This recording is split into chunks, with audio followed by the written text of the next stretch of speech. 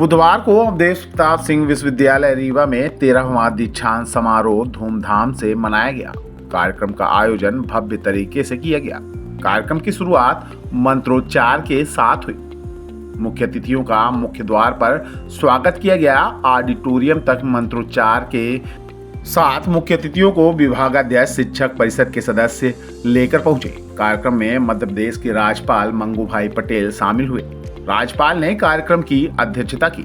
मुख्य अतिथि के रूप में महामंडलेश्वर अखिलेश्वर दास महाराज शामिल हुए। इसके अलावा विशिष्ट अतिथि के रूप में सांसद जनार्दन मिश्र, रामभद्राचार्य विश्वविद्यालय चित्रकूट के कुलपति शिशिर पांडे, भाजपा जिला अध्यक्ष वीरेंद्र गुप्ता, जिला पंचायत अध्यक्ष नीता कोल मौजूद रहे। दीक्षांत समारोह में सभी अतिथि विशेष परिधान में नजर आए। दीक्षांत समारोह के लिए ड्रेस कोड भी लागू किया गया था। इसमें अतिथि कुर्ता पैजामा, हाफ जैकेट पहने हुए थे, वहीं सिर पर साफा बंधा हुआ था। वहीं कार्यक्रम में जिन छात्रों को स्वर्ण पदक और डिग्रियां वितरित की जानी थी, वह छात्र ड्रेस में तो थे ही, सिर पर साफा और कंधे पर उत्तरी धारण किए हुए थे। कार्यक्रम के दौरान पूरा ऑडिटोरियम खचाखच लोगों से भरा हुआ था। दीप प्रज्वलन के बाद कार्यक्रम की शुरुआत हुई। दीक्षांत समारोह में छात्रों ने सांस्कृतिक कार्यक्रमों की प्रस्तुति भी दी। दीक्षांत समारोह का आयोजन गरिमामय तरीके से हुआ। इस आयोजन में 60 स्वर्ण पदक और 97 डिग्रियां भी प्रदान की गई। कार्यक्रम के दौरान देश की 2 महान विभूतियों को, जिनका संबंध रीवा से भी है, उन्हें मानद उपाधि भी राज्यपाल के द्वारा प्रदान की गई। सैनिक स्कूल के पूर्व छात्र लेफ्टिनेंट कर्नल धीरेन्द्र सिंह कुशवाहा को डिलीट प्रबंधन संकाय और heart surgeon doctor YK Mishra को जीव विज्ञान संकाय में उपाधि प्रदान की गई। दीक्षांत समारोह के दौरान विश्वविद्यालय की साप्ताहिक पत्रिका का भी विमोचन किया गया।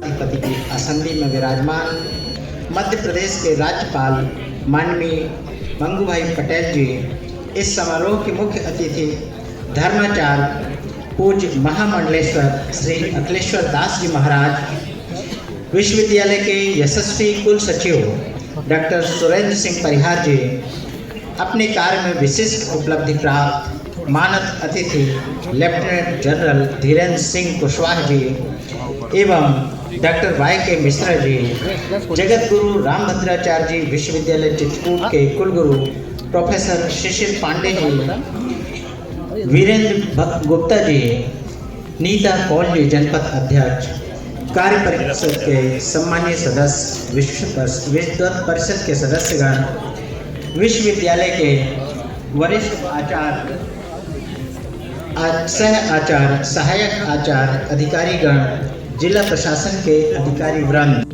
रीवा शहर से पधारे गणमान्य नागरिकगण, विश्वविद्यालय के पूर्व आचार्य, अधिकारीगण, स्वर्ण पदक प्राप्त करने वाले एवं शोध उपाधि प्राप्त करने वाले शोध छात्र, प्रिंट व इलेक्ट्रॉनिक मीडिया के संपादकगण, सदन में उपस्थित सभी देवियों एवं सज्जनों, आप सभी का हृदय की गहराई से स्वागत, अभिनंदन, वंदन। विश्वविद्यालय के लिए आज का यह दिवस ऐतिहासिक दिवस है। आज इस विश्वविद्यालय से हमारे माननीय कुलाधिपति जी के द्वारा इस विश्वविद्यालय छात्राओं को उपाधियां एवं गोल्ड मेडल प्रदान किए जाएंगे।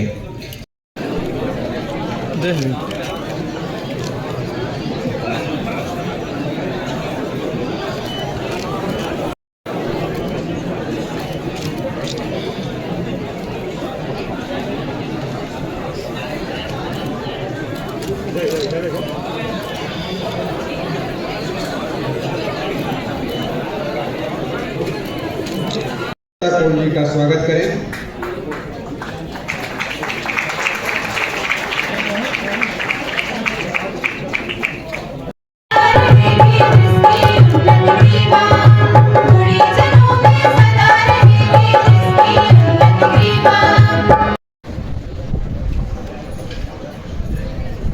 स्वतंत्र सेनानी एवं मध्य प्रदेश के तत्कालीन प्रधानमंत्री कैप्टन अवधेश प्रताप सिंह के नाम पर स्थापित विश्वविद्यालय के दीक्षांत समारोह में उनका पुण्य स्मरण कर विनम्र नमन करता हूँ।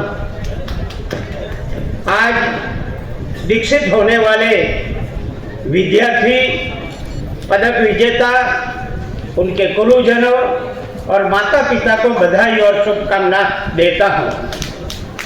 इतनी तालियां नहीं चलेगी भैया, मैंने सब कुछ ले लिया।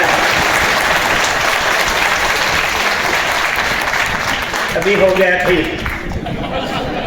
जानकर खुशी हुई कि भारतवर्ष के परंपरागत विश्वविद्यालय में यह प्रथम विश्वविद्यालय है जहां रामायण शोध पीठ की स्थापना की गई है।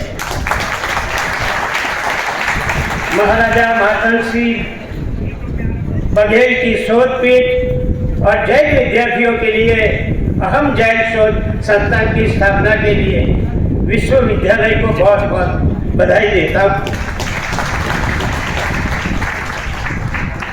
आज हमने कुशवाहा जी का यहाँ सम्मान किया। रीवा की धरती में दो ऐसे जो देश के लिए कई कठिनाई झेलकर माँ भव की रक्षा के लिए गए, ऐसे कुशवाहा जी है।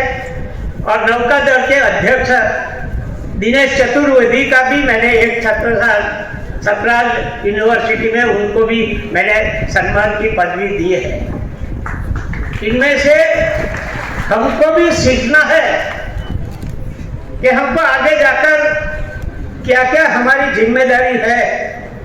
मेरा मानना है कि दीक्षांत का यह अवसर केवल एक समारोह नहीं बल्कि यह छात्र छात्राओं के जीवन की नई यात्रा का आरंभ विशेष प्रसंग है।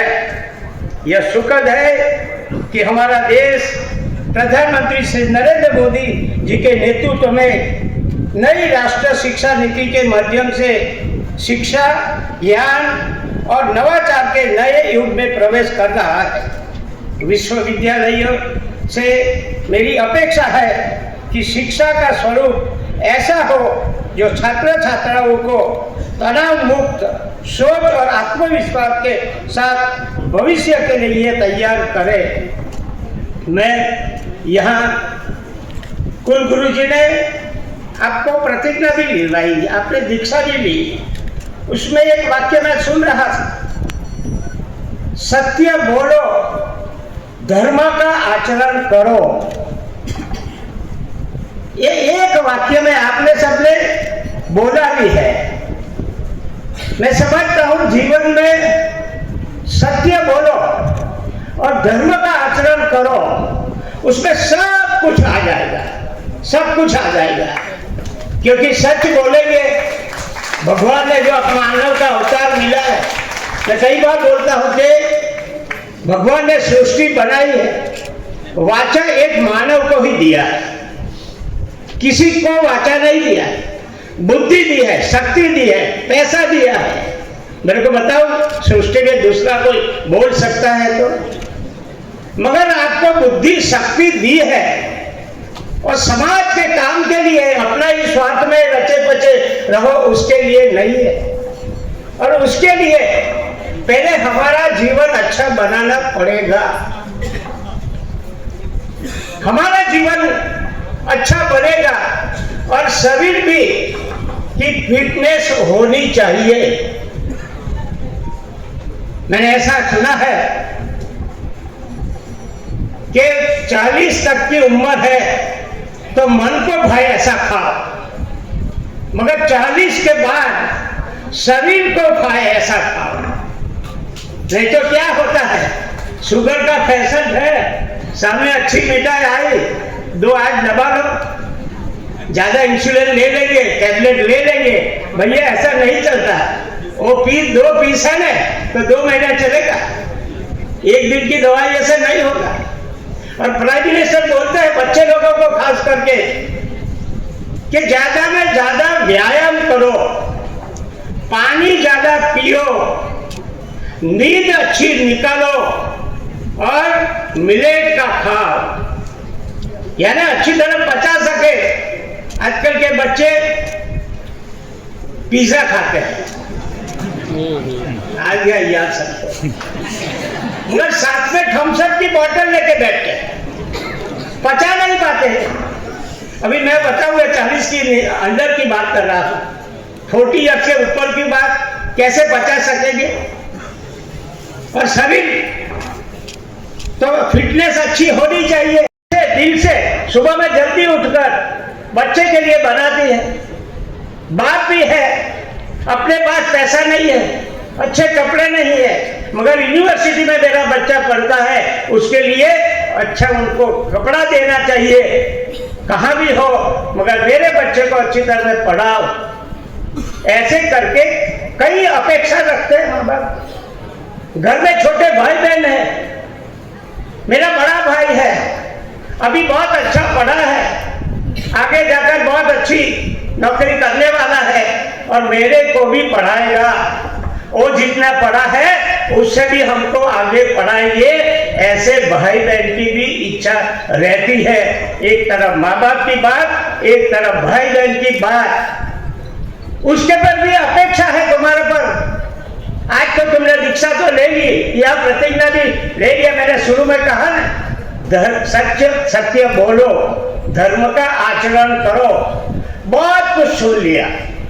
आज सत्य ने भी बहुत सी बात किया है, हमको याद रहेगी क्या मालूम नहीं, मगर आपने जो प्रतिज्ञा लिया है वो 365 दिन याद करना कि मेरे कुल गुरु ने मेरे को क्या प्रतिज्ञा दिलाई है। नहीं तो दुनिया इतनी बड़ी है, पश्चिम देश का इतना सब प्रभाव है हमारे जिंदगी पर, वहां हम खो नहीं जाए, मगर हमारा परिवार का, हमारा समाज का, कभी कभी समाज भी बहुत अपेक्षा रखती है कि हमारा समाज के बेटा अच्छी तरह पढ़ा, अच्छी नौकरी किए है, वो समाज की सेवा करेंगे। और देश की सेवा के लिए भी भविष्य में आपको बहुत कुछ करना है। प्राइम मिनिस्टर की बात करूं तो 2047 की विकसित भारत के लिए सारी शिक्षा जगत से कई ऐसे सूचक मंगवाए, कई बच्चे ने लिखे थे और विवेकानंद जयंती में 3000 जितने विद्यार्थियों को इकट्ठा किया था और सभी के सुझाव लिए कि हमको 2047 में ऐसा विकसित भारत बनाना है। आज कितनी अपेक्षा तुम्हारे पर है वो समझना, नहीं तो हमारे स्वार्थ में डूब जाएंगे, माता पिता को याद नहीं करेंगे। मैं कभी कभी कहता हूँ बहुत पैसा आ जाता है तभी प्रमाद आ जाता है, इसमें है लिखा भी है, प्रमाद आ जाता है। हमारे पहले तो इतना हमारा भारत की संस्कृति तो क्या क्या सिखाती है, आज सब हम भूल गए। कितने माँ बाप भी मालूम नहीं तो हम पहले सुबह में उठते थे, धरती पे पैर रखते तो धरती माँ को प्रणाम करते हैं कि माता जी आप पर मैं पैर रख रहा हूँ, मेरे को क्षमा करना। प्रकृति के हम मानने वाले हैं, सूर्य को पूजते हैं, चंद्र को पूजते हैं, ऐसे करके हमारी संस्कृति ने हमने सिखाया है। आजकल बच्चे सुबह में उठते हैं तो ऐसा कोई करते थे, माँ बाप भी कई परिवार में आज भी है, सुबह में माँ बाप पूजा करने बैठते हैं तो छोटे बच्चे को भी बिठाते, बेटा इधर आ, तो पहले भगवान की पूजा करो, बाद में तुम नाश्ता करना, मगर हमारे साथ बैठो। ऐसे कितने परिवार है कि माँ बाप